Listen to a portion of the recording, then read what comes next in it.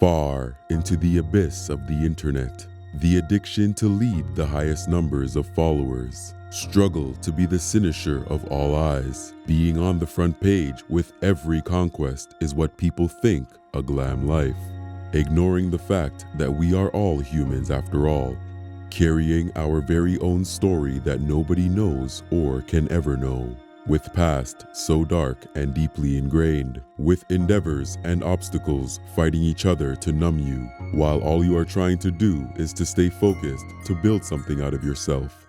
And that is the story of today's ideal, Tyler Perry.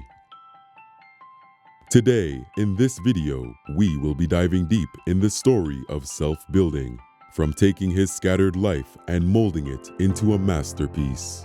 A story of transformation, both mentally and fiscally, and how Tyler built himself from the shattered pieces of his past and his hardships, all by himself. It's the year 1969 when Tyler was born to a family which was living in poverty. His life has already planned different ways for him, and the memories were about to get harsh. The age for kids to play and have family dinner. The period of his life that should have been about family picnics and vacations turned out the exact opposite for Tyler. When his earliest memory of his childhood took him back to the bitter visuals of his mother being beaten by his father, you could tell how painful it was, but that was not all. The welts on his body are the marks of the past that he might never grow out of. Having the earliest memory of nothing but physical and sexual abuse as a kid makes one think what this life is about after all. Tyler was a minor when he would wake up to shouting, swearing, and name-calling, while all that ended up with his father beating him or his mother.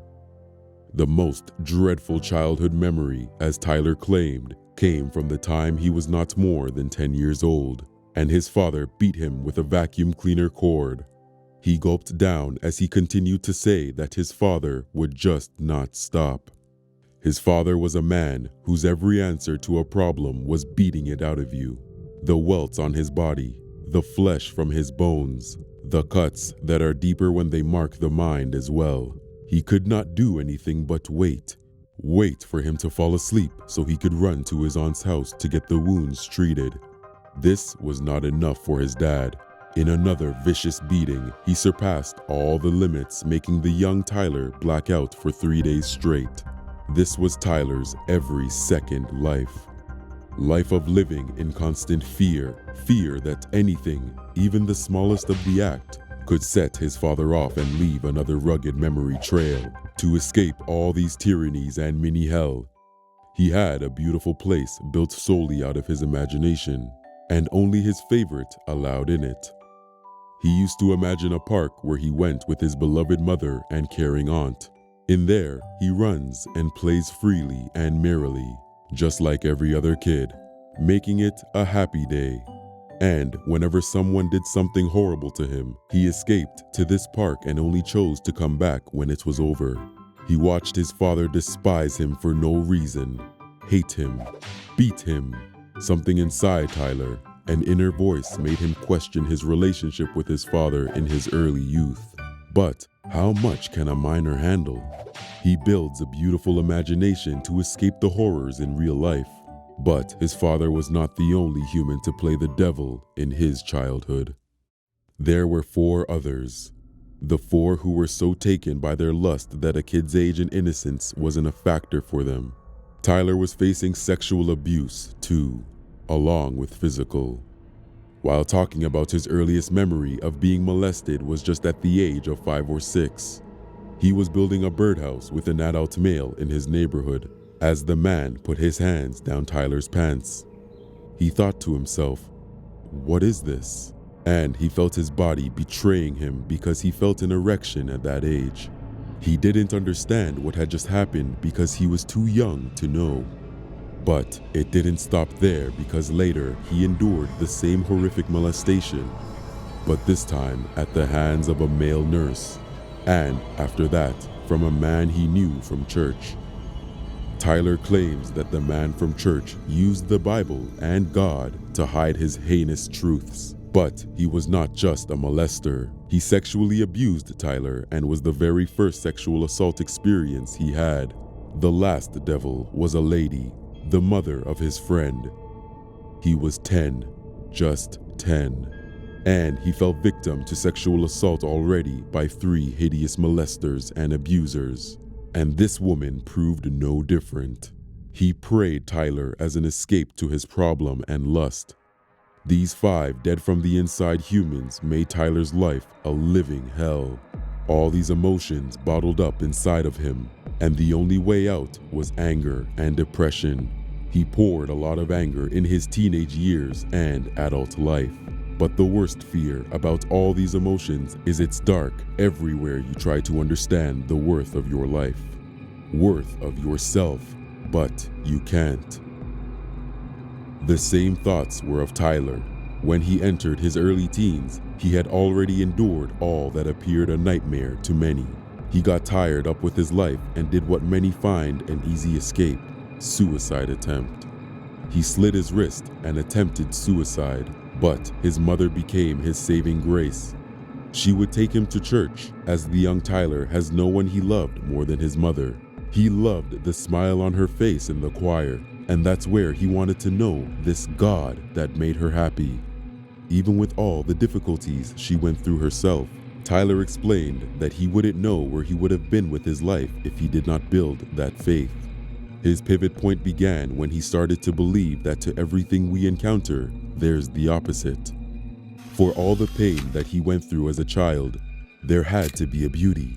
All you need to do is to find it and pave your way through it. Because obviously, if you are going through hell, you wouldn't want to stop there. You would pass through it, and when you're on this journey, every little step is, after all, a step closer to heaven outside. To begin this new journey of remaking, rebuilding, and to reform himself inside out, he had to work with his past, and for that, the first thing he did at the age of 16 was to change his name from Emmett Perry Jr. to Tyler Perry, in an attempt to separate himself from his father.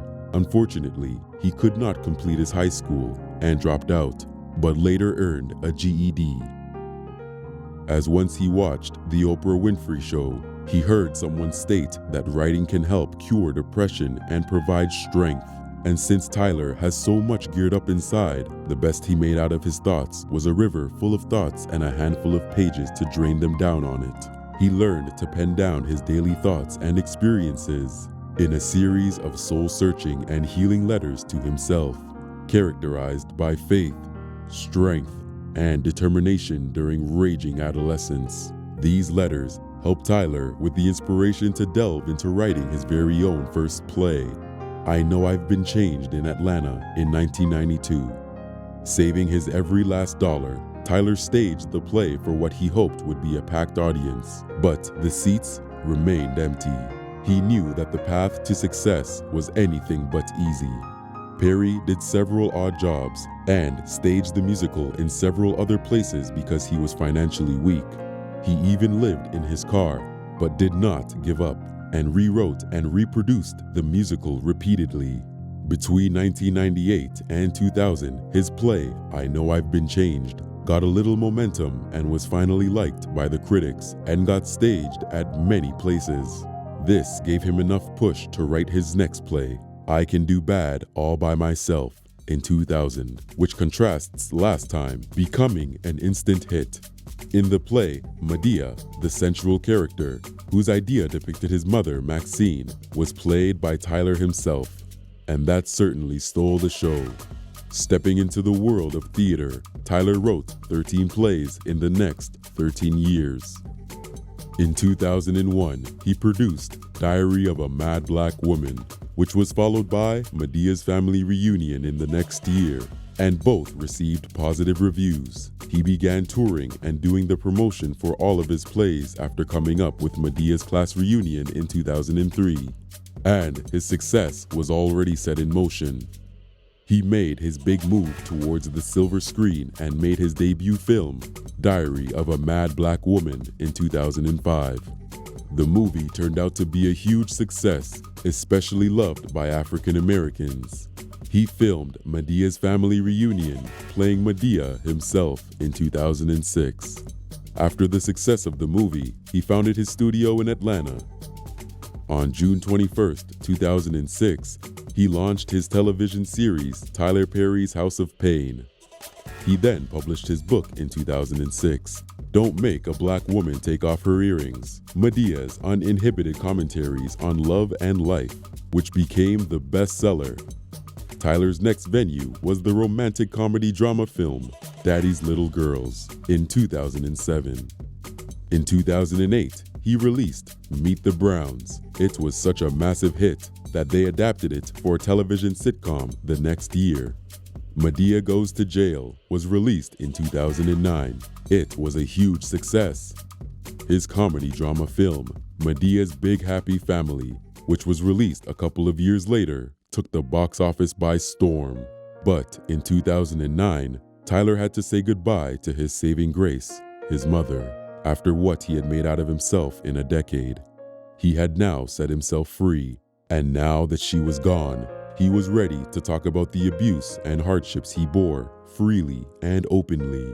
The first thing that he went for after his mother's death was to answer the voices inside of him that still sometimes echoed about his father and his relationship. So he underwent a DNA test, and the truth was revealing to him. The man who has been humiliating and abusing him all his childhood was not his biological father. This truth proved to settle down a part of him, and he focused on having a better future now that he had come a long way. This same year, he went into a relationship with Galila Bekele. On March 29, 2013, he released Temptation, Confessions of a Marriage Counselor, a drama thriller.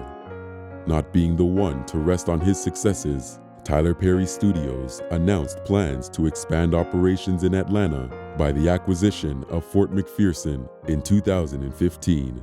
The studio is now a home on over 330 acres, which was previously the basis for the production of almost 800 episodes of Tyler's 5 television series and over 15 films. Now worth nearly $1 billion, Tyler Perry has 9 shows in production, runs a film production company called Tyler Perry Studios, and takes pleasure in sharing his success with longtime girlfriend and 4-year-old son, Aman. All that he once bore is now lost in faded past. So that was all for you who are watching and hunting for the reason to thrive for your goals. This is your inspiration story. If you liked this video, please make sure you give it a big thumbs up, hit the subscribe button, and also turn on notifications. Thank you so much for watching it. Until the next video, goodbye.